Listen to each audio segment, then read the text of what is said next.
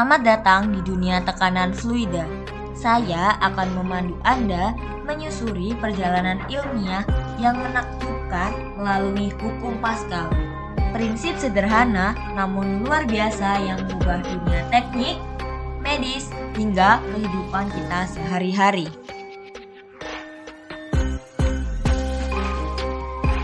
Selamat datang di ruang edukasi interaktif hukum Pascal. Sebelum itu, perkenalkanlah kelompok yang telah membuat edukasi ini. Yang pertama, Sabrina Rosaluna Orvala dengan akhiran NIM 036.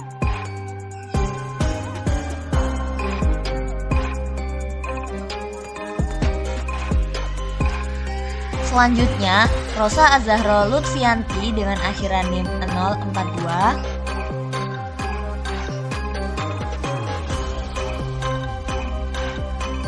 Selanjutnya, Hanun Sofiatu Sa'dia dengan akhiran NIM 048.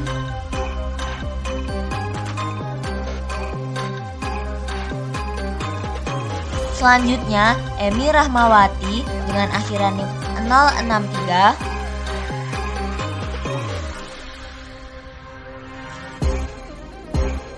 Dan yang terakhir, Ananda Rizka Cipta Fauzia dengan akhiran NIM 070. Di ruangan ini kita akan mengenal dasar hukum Pascal. Tokoh penemu hukum Pascal yaitu Blaise Pascal pada tahun 1623 hingga 1662.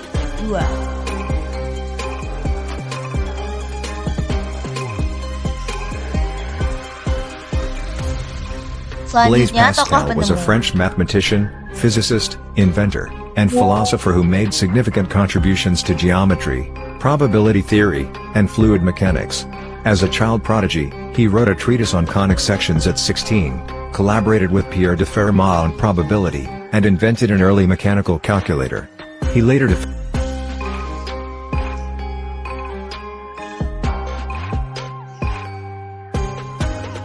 Selanjutnya, pengertian hukum Pascal. Hukum Pascal adalah prinsip dalam fisika fluida yang menyatakan bahwa tekanan yang diberikan pada suatu fluida tertutup akan diteruskan ke segala arah dengan besar yang sama. Hukum ini ditemukan oleh ilmuwan Prancis Blaise Pascal pada abad ke-17 dan menjadi dasar penting dalam teknologi hidrolik. Secara formal, hukum ini berbunyi, jika tekanan diberikan pada suatu fluida yang tertutup, maka tekanan itu akan diteruskan sama besar ke segala arah dalam fluida tersebut dan ke dinding wadahnya.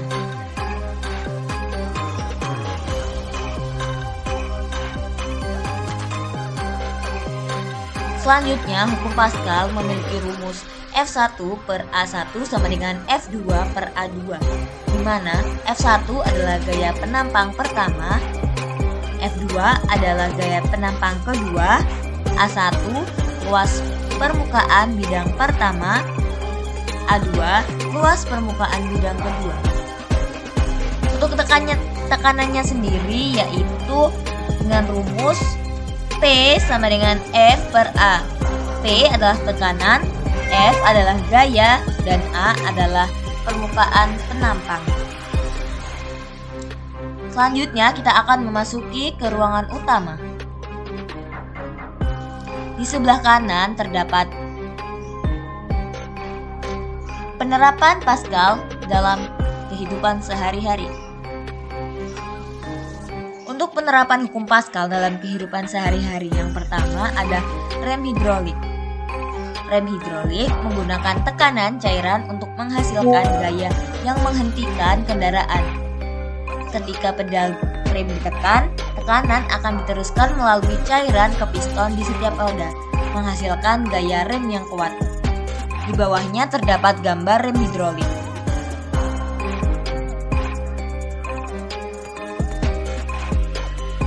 Penerapan hukum Pascal dalam kehidupan sehari-hari selanjutnya adalah dongkrak hidrolik. Dongkrak hidrolik digunakan untuk mengangkat beban berat dengan gaya yang relatif kecil. tekanan yang diberikan pada piston kecil akan diteruskan ke piston besar menghasilkan gaya angkat yang lebih besar. Di bawahnya terdapat gambar dongkrak hidrolik.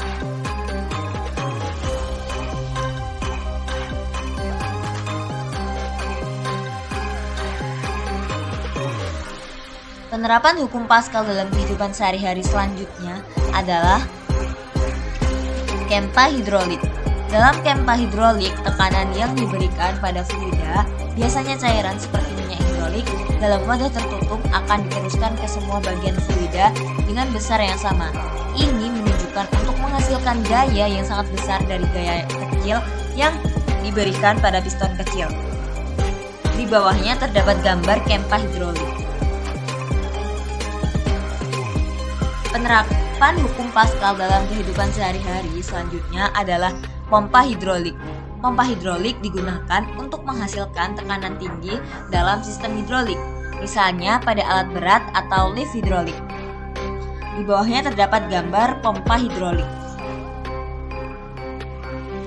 Selanjutnya di bagian sini terdapat penerapan dalam dunia medis.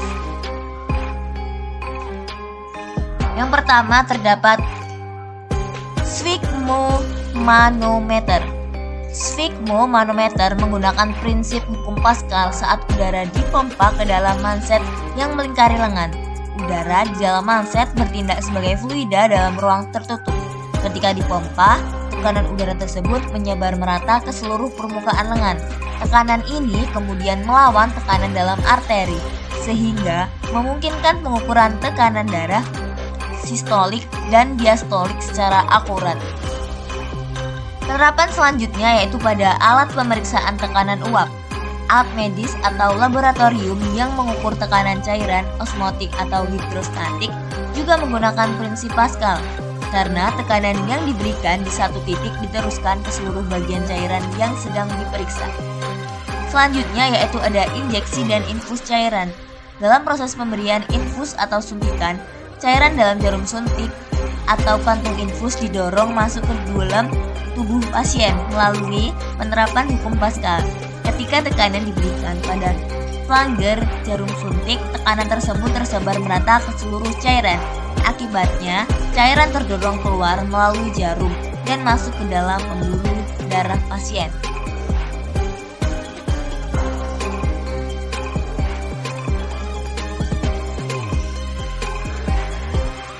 Selanjutnya, penerapan hukum Pascal dalam tubuh. Hukum Pascal juga berlaku untuk tekanan dalam cairan di dalam tubuh manusia, seperti darah dalam pembuluh darah. Perubahan tekanan pada suatu titik dalam sistem peredaran darah akan merambat ke seluruh bagian tubuh dengan cara yang merata. Mari kita lihat. Selanjutnya, di sebelah sini terdapat media pembelajaran hukum Pascal, lift hidrolik. Terdapat pula video media pembelajaran hukum Pascal, lift hidrolik.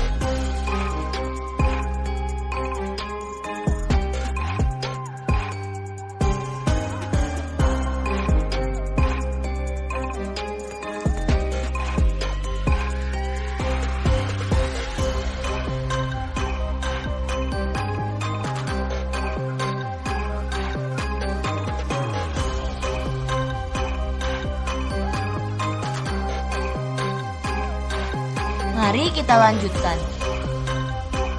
Di sini terdapat contoh alat hidrolik, yaitu dongkrak hidrolik dan rem hidrolik.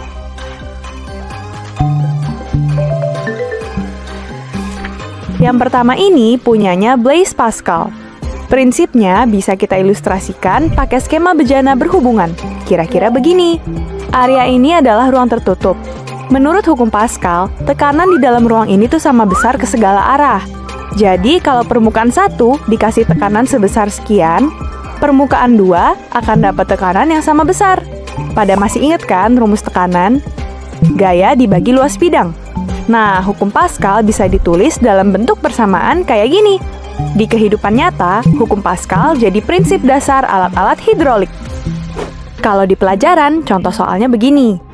Ada mesin hidrolik yang luas bidang pengisapnya 8 cm persegi dan 480 cm persegi. Mesin itu mengangkat mobil yang beratnya 4.200 Newton.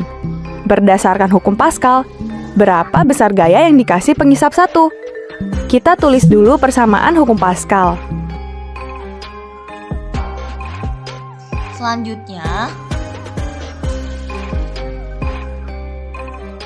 di bagian sini terdapat syarat berlaku hukum Pascal. Yang pertama yaitu fluida harus dalam ruang tertutup. Hukum Pascal hanya berlaku jika fluida, biasanya cairan, berada dalam wadah tertutup. Jika fluida bisa mengalir bebas keluar seperti air di ember terbuka, tekanan tidak bisa disalurkan merata. Yang kedua yaitu tidak ada kebocoran pada sistem. Sistem harus tertutup rapat tanpa kebocoran. Jika ada kebocoran tekanan, bocor keluar, maka tekanan tidak bisa menyebar secara merata.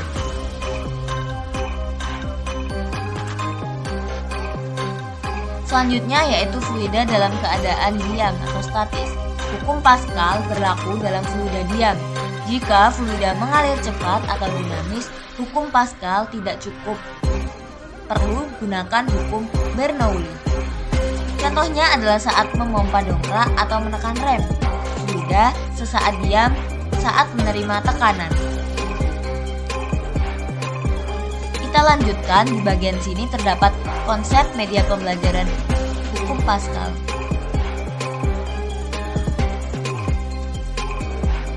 Di bagian sini terdapat LKPD hukum Pascal yang dapat di-scan melalui barcode yang ada.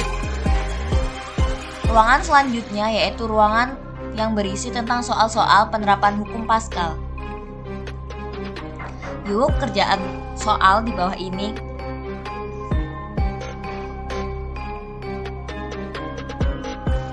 Soal yang pertama, pada pompa hidrolik terdapat dua luas penampang yang berbeda, yaitu luas penampang kecil atau A1 dan luas penampang besar atau A2. Jika luas penampang kecil A1 sebesar 1 cm persegi, akan diberi gaya yang kecil F1 sebesar 10 Newton, sehingga menghasilkan tekanan P sebesar 10 Newton per cm dengan luas penampang besar 100 cm persegi.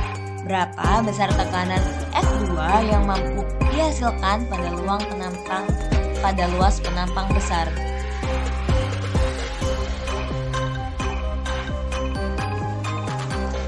Soal selanjutnya yaitu sebuah dongkrak hidrolik masing-masing penampangnya berdiameter 3 cm dan 120 cm. Berapakah gaya minimal yang harus dikerjakan pada penampang kecil untuk mengangkat mobil yang beratnya 8.000 Newton?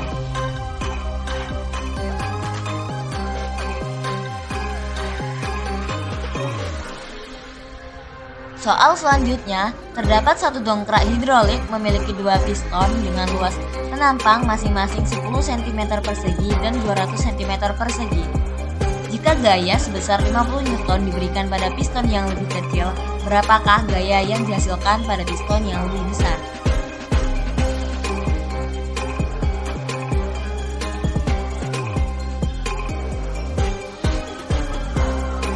Pertanyaan selanjutnya, satu unit mobil akan dicuci sehingga diangkat mesin hidrolik dengan berat mobil sebesar 5.000 Newton.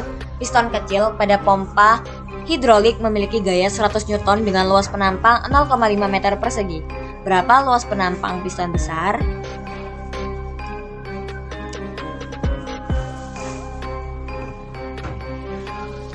Selanjutnya, pada pompa hidrolik terdapat dua luas penampang yang berbeda, yaitu luas penampang kecil atau A1 dan luas penampang besar atau A2. Jika luas penampang kecil A1 yaitu 1 cm persegi akan diberi gaya yang kecil F1 sebesar 10 Newton, sehingga menghasilkan tekanan P sebesar 10 Newton per cm persegi dengan luas penampang besar 100 cm persegi. Berapakah tekanan F2 yang mampu dihasilkan pada luas penampang besar?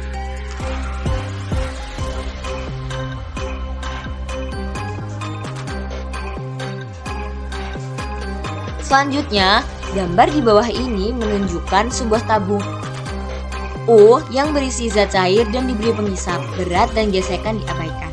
Agar pengisap tetap seimbang, maka beban F2 yang harus diberikan adalah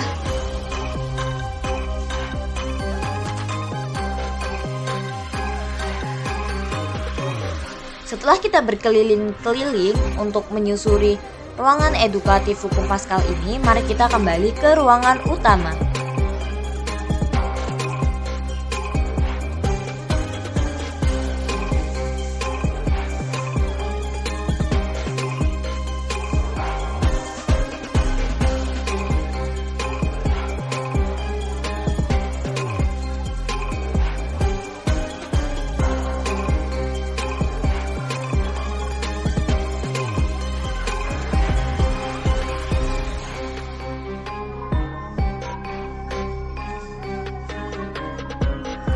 Terima kasih telah mengikuti tur ini bersama saya.